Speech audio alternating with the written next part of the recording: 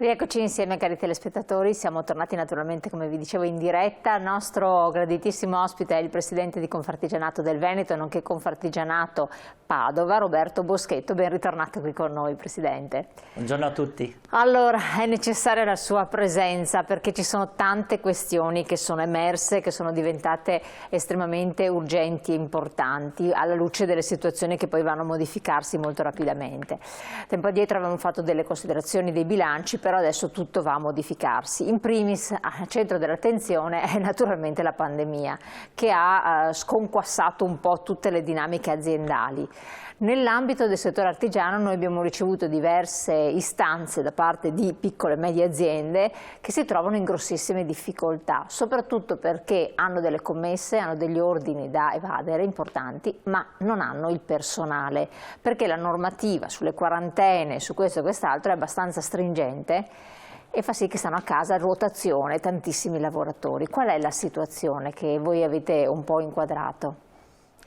Purtroppo già da tempo la mancanza di personale è un fatto concreto. Questo parte subito dopo la primavera, quando è partito effettivamente il lavoro nel settore edilizia, il settore della meccanica, quindi nei settori trainanti. Già in quel momento c'era mancanza di personale, d'altra parte si veniva da un periodo di difficoltà, 2008-2010 e via dicendo. Ecco che il grande boom legato a una ripresa effettiva di molti settori richiedeva personale. Quindi veniamo fuori in qualche modo, si esce dalla pandemia, il lavoro c'è, il personale c'è perché il Covid nel periodo estivo è stato molto limitato, però purtroppo non ce l'aspettavamo che con l'inverno il Covid è ritornato, nonostante la maggior parte dei nostri collaboratori, oltre a noi stessi, abbiamo fatto le vaccinazioni, abbiamo sempre portato avanti il tema delle vaccinazioni che doveva essere di copertura e di come metodo per poterne in qualche modo uscire, o perlomeno che fosse il Covid quasi, tra virgolette, un'influenza. Purtroppo però ci siamo accorti, toccando con mani, che con novembre la pandemia ha ripreso, fortunatamente molti vaccinati e quindi molte persone che non hanno effettivamente preso la malattia in forma grave, però il problema qual è? Il problema è che il personale nostro rimane a casa pochi, devo dire la verità, perché abbiano contratto la malattia, molti invece perché ci sono le quarantene che spesso ci siamo accorti sono legati al fatto figli, delle scuole. Ai figli. E qua entriamo nella grande questione che è al centro. E quindi questa è una grande questione che però è una questione che tocchiamo con mano, ma soprattutto tocchiamo con il problema del lavoro, perché abbiamo personale giovane, quindi nuove famiglie giovani, che basta che in una classe 1, 2 o 3 abbia il Covid perché questi vadano in quarantena. In quarantena vuol dire che dopo rimangono a casa anche i genitori vuol dire, oggi come oggi sappiamo poi lavorano entrambi, la maggior parte vuol dire che rimangono a casa, quindi senza saperlo rimangono a casa. Allora, per carità, è vero che eravamo abituati anche una volta all'influenza, ma innanzitutto l'influenza era molto meno, ma soprattutto non si replicava, non aveva un movimento, un moltiplicatore così alto, perché il problema è il moltiplicatore. Cioè uno prendeva l'influenza, morta là, l'influenza la prendevi una volta, anche due, ma durava quei 4 giorni. Adesso il problema è che al di là che tu prenda il Covid e quindi questa infezione, hai il problema che c'è lo zio, il nonno, il figlio e via dicendo che vanno a influire sulle attività, sull'economia, sulla vita stessa. Perché questo dopo va a cadere anche su quello che è la vita quotidiana di una famiglia. Ovvio che il governo ha preso dei provvedimenti, purtroppo sono provvedimenti che nascono e muoiono nel giro di pochi giorni, perché prima si esce che bisogna stare a casa 10 giorni, dopo che bisogna starne a casa 7, e, insomma una serie di questioni che rendono difficile la vita perché la gente sta a casa. Quindi le aziende, tornando a noi, che hanno preso delle commesse, che hanno firmato dei contratti, e contratti vuol dire consegna del lavoro, ecco, si trovano in possibilità di poter fare queste consegne. All'estero non vivono la stessa situazione o la struttura proprio delle nostre aziende che ci mette in grosse difficoltà?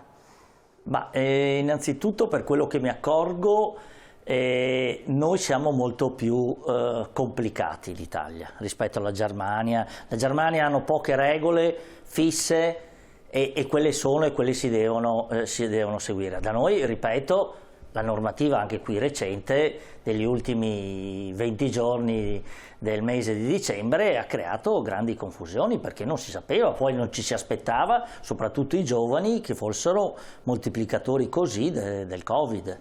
E questo si è tradotto in aziende ferme, insomma, esatto, aziende e difficoltà anche di poter sostituire. Infatti, perché parliamo di aziende medio-piccole. Le imprese artigiane sono fatte del datore di lavoro e 3, 4, 5 massimo collaboratori, ma quando arriviamo già a aziende strutturate. Ecco, in questo caso basta che manchi mezza persona, non dico una, banalizzano per dire l'importanza che l'azienda ha un rallentamento non di una persona ma diventa 2 persone, perché nelle nostre aziende abbiamo poche persone molto specializzate e quindi non è che riesci a sostituirla, che vai in una delle varie società che trovano personale e ti dicono bene, te ne mando una per 20 giorni e sei a posto. No, non esiste nel caso nostro, perché non è che dobbiamo riempire una scrivania o mettere una persona che avvita un qualcosa. E questo si rilaccia, Presidente, un po' al discorso che si era fatto anche tempo addietro, della mancanza di giovani qualificati, non giovani che escono dalle scuole, preparati, qualificati, formati, o di figure professionali, perché poi adesso tante sono cinquantenni che riescono ad affrontare certi incarichi, però poi schizzano da un'azienda all'altra, non danno affidabilità di continuità nel lavoro e quindi questo destabilizza, cioè non riuscite anche a trovare delle figure e continua questo problema, c'è? Sì, continua, anzi diventa sempre peggiore. È cronico proprio. Sì, perché cosa avviene? Nel momento in cui c'è forte richiesta, il personale che hai già tu in azienda cerca ovviamente di migliorare o di cambiare. Quindi vanno in cerca, non dico dei 50 euro, dei 100, dei 200, cioè vanno in cerca ovviamente di un aspetto economico, ma anche il gusto di dire vado a fare un'altra esperienza, in alcuni casi diventa motivo perché ti dice caro imprenditore, io ho trovato un altro posto, voglio fare un'esperienza diversa e quindi vado da un'altra parte. E tu questo che non avveniva da tanto tempo, insomma. Perché voi avete sempre detto c'è una grandissima, noi godiamo di una grande fidelizzazione dei dipendenti, ed era un contraddistinguo netto rispetto per dire all'impresa, alle aziende grandi, dove invece questo era già meno sentito, quindi c'era un turnover maggiore. No, cosa è successo nel giro di pochissimo tempo? Vi siete posti? Sì, scatta un fatto che c'è un passaparola tra i dipendenti in cui dicono guarda, da me cercano personale e lo cercano subito, quindi hai il personale che ti va via, non aspetta neanche i giorni legati a quelli che sono a volte il contratto di uscita e dicono bene, ti mandano la lettera, io rinuncio a tutte quelle che sono le aspettative che avrei secondo il contratto perché io vado via. Vado via quando? Fra 3 giorni. Quello che, ripeto, non era mai successo. Di solito e noi non ci abbiamo sono sempre santi che possano intervenire. No, perché non diventa quasi neanche un fatto, non diventa un fatto solo economico, ma soprattutto sulle figure più giovani diventa un fatto che vogliono fare esperienza, che non si capisce dove e come spesso, però vogliono fare esperienza e quindi vogliono cambiare. Questo nei giovani. Nei meno giovani, nelle figure più professionalizzate, invece rientra l'aspetto economico. L'aspetto economico, quindi questi parlo dei 50 anni in su, l'aspetto economico diventa fondamentale. Il problema è Se tu hai preso un lavoro e l'hai già un contratto in cui sai che tu rivendi il tuo lavoro a 10, sì. ma se dopo le spese ti aumentano, non è che puoi dire al tuo cliente bene adesso te lo vendo a 12. Quindi nascono anche queste difficoltà che non sono da poco. Se non basta, negli ultimi mesi è avvenuto il fatto delle materie prime, quindi aumenti. E quindi questo è diventato un caos dove spesso hai il cliente che, anche questo fidelizzato in qualche modo, che va in cerca di spendere meno possibile. Questo è in un mercato drogato. Insomma. Infatti, le parti sociali e i sindacati più volte hanno ribadito il fatto che che i lavoratori in genere, tanto del comparto artigiano, anche se non sono sindacalizzate le aziende artigiane per carità, però comunque sono piccole realtà del nostro territorio, quanto le piccole e medie imprese, sono lavoratori precari e sottopagati. E quindi cosa ribadite voi? Questo assolutamente no. Perché anche l'articolo di oggi sul giornale diceva questa cosa. L'ho letto anch'io, era assieme a me. C'era un articolo dove io facevo le mie dichiarazioni e un altro invece di una sigla sindacale diceva questo aspetto qua. Io non sono per niente d'accordo, perché per il motivo che si diceva prima abbiamo fatto una politica nostra di fidelizzare il più possibile il personale. Fidelizzarlo oggi come oggi non vuol dire solamente ti pago bene, ma io lavoro là perché sto anche bene, perché mi trovo bene, perché ho una qualità della vita che mi piace.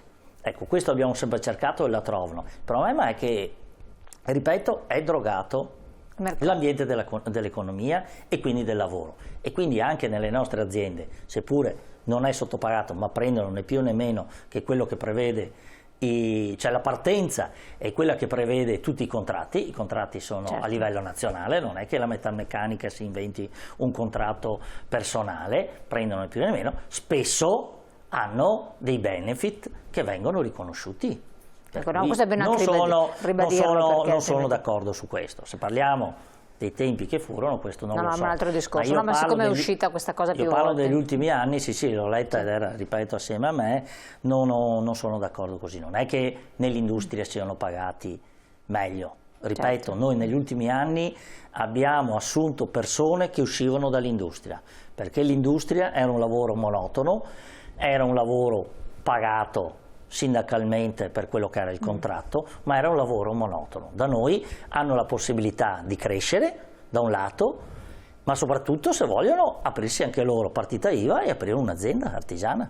E questo è un altro aspetto importante. Che l'esperienza che fai lavorando già in un'impresa artigiana è completamente diversa che quella dell'industria. Nell'industria sono costretti a lavorare per settori molto ristretti, per cui uno prima che dall'industria si apre partita IVA ce ne vuole molto, perché ha un'esperienza di quel lavoro molto ristretta, il che invece da noi si fa un po' di tutto nell'ambito. Torniamo su questi temi, vediamo anche di ampliarli perché ce ne sono altre questioni sul fuoco. Pubblicità, pochi secondi, tra poco.